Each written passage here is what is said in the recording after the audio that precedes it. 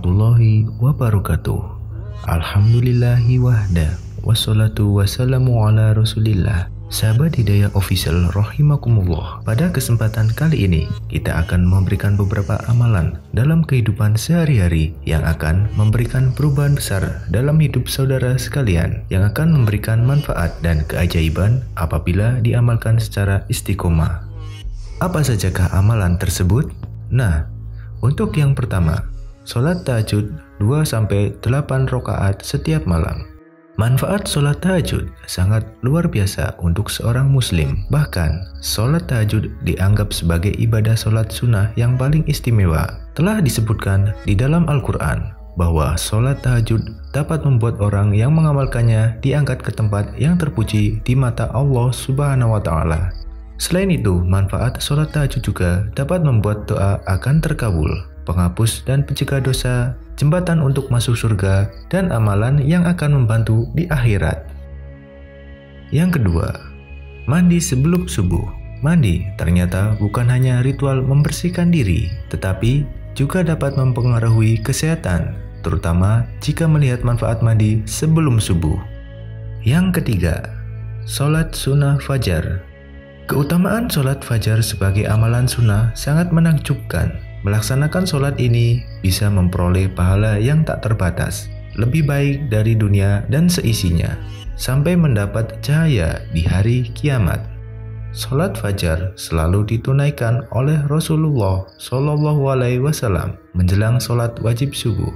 Keutamaan sholat fajar adalah kebaikannya yang lebih baik dari dunia dan seisinya. Keutamaan sholat fajar ini sudah banyak diketahui oleh kaum muslimin. Lebih jelasnya, keutamaan sholat fajar sesuai dalam hadis dari Aisyah. Nabi SAW pernah bersabda, 2 rakaat fajar lebih baik daripada dunia dan seisinya. HR Muslim. Yang keempat, sholat subuh tepat waktu.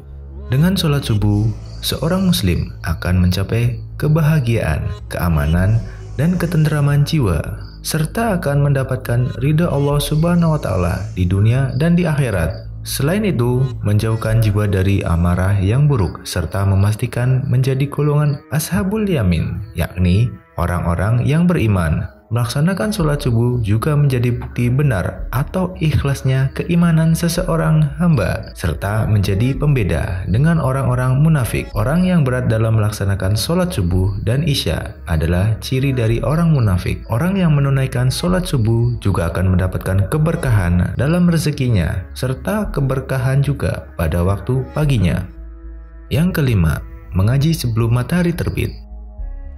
Keutamaan membaca Al-Quran di pagi hari diantaranya adalah mendapat pahala dari setiap huruf yang dibacanya, memberi syafaat pada hari kiamat, tidak akan merugi bagi pedagang, mendapat kebaikan lebih baik daripada dunia. Yang keenam, sedekah subuh atau menabung. Bersedekah subuh yang diiringi doa dapat membantu terkabulnya permintaan, memperlancar rezeki, mengangkat penyakit, hingga memudahkan segala urusan. Janganlah takut harta kita berkurang karena bersedekah. Pasalnya, memberikan sedekah di waktu subuh kepada yang membutuhkan malah membuat harta kita semakin berkah. Yang ketujuh, sholat duha 2-12 rakaat.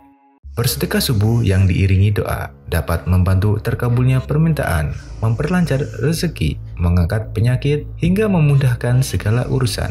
Janganlah takut harta kita berkurang karena bersedekah. Pasalnya, memberikan sedekah di waktu subuh kepada yang membutuhkan malah membuat harta kita semakin berkah. Yang kedelapan, mendengarkan murotal selama 10 menit. Mendengarkan bacaan Al-Quran membuat rahmat berdatangan. Seseorang yang menyimak bacaan Al-Quran, maka dirinya dihilangkan dari sesuatu yang subhat dan syahwat. Muslim dijauhkan dari api neraka dan menjadi jalan menuju kemenangan. Yang kesembilan, sholat duhur, asyar, maghrib, isya tepat waktu. Keutamaan sholat tepat waktu selain mendapat pahala karena merupakan amalan utama, penghapus dosa, serta dijauhkan dari sifat munafik. Sebab sholat menjadi bukti keimanan dan ketaatan seseorang muslim dalam menjalankan perintah Allah Subhanahu wa Ta'ala. Yang ke-10, puasa Senin Kamis.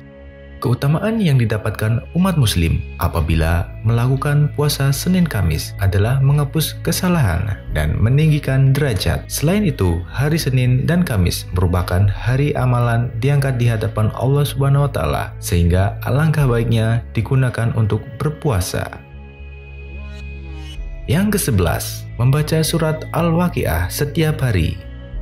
Menurut sebuah hadis, Absyarilah bin Mas'ud radhiyallahu an, rutin membaca surat Al-Waqiah dapat menghindarkan seseorang dari kemiskinan. Dalam hadis tersebut dijelaskan, Rasulullah SAW bersabda, barang siapa membaca surat Al-Waqiah setiap malam, ia tidak akan tertimpa kefakiran selamanya. Yang ke-12, membaca surah Al-Mulk setiap malam. Seperti yang telah dijelaskan sebelumnya, surat Al-Mulk memiliki keutamaan luar biasa. Tidak hanya menyelamatkan dari siksa kubur, memberikan ampunan dan menetapkan kebaikan, dan menghilangkan kejelekan bagi pembacanya. Surat Al-Mulk juga dapat memberikan syafaat atau pertolongan pada hari kiamat. Yang ke-13, membaca 2 ayat terakhir Al-Baqarah sebelum tidur. Keutamaan dan keistimewaan membaca 2 ayat terakhir surat Al-Baqarah, yakni dapat mencukupi kehidupan seseorang di malam hingga pagi harinya. Seseorang yang membaca 2 ayat tersebut akan dijauhkan dari segala bahaya, baik dari tindak buruk manusia serta gangguan jin dan setan. Yang ke-14, membaca surat Al-Kahfi setiap hari Jumat. Sesuai yang terkandung dalam hadis Abu Bakr bin Mardawai bahwa Rasulullah SAW bersabda, siapa yang membaca surat Al-Kahfi pada hari Jumat, maka akan memancar cahaya dari bawah kakinya sampai ke langit, akan meneranginya kelak pada hari kiamat, dan diampuni dosanya antara 2 Jumat. Yang ke-15, memaafkan semua orang sebelum tidur. Memaafkan kadang menjadi hal yang agak sulit dilakukan. Memaafkan, apalagi melupakan kesalahan orang lain kepada kita, memang tidak mudah. Tapi, sebagai manusia kita diharuskan untuk menjadi pribadi yang bisa memaafkan kesalahan seseorang dengan ikhlas, sebesar apapun kesalahan itu, karena dengan memaafkannya akan mendapatkan balasan dari Allah yang luar biasa. Rasulullah SAW bersabda, barang siapa memaafkan saat ia mampu membalas, maka Allah akan memberinya maaf pada hari kesulitan. Hadis At-Tabrani. Demikianlah amalan yang bisa kita sampaikan. Cobalah amalkan dalam 40 hari dan lihat perubahan besar yang akan terjadi dalam hidupmu. Sekian dan terima kasih. Semoga video ini bisa membawa manfaat bagi semua. Mohon maaf apabila ada salah tutur dan kata. Semoga kita semua selalu mendapat lindungan dan ridho dari Allah Subhanahu wa taala. Wabillahi taufik wal hidayah. Wassalamualaikum warahmatullahi wabarakatuh.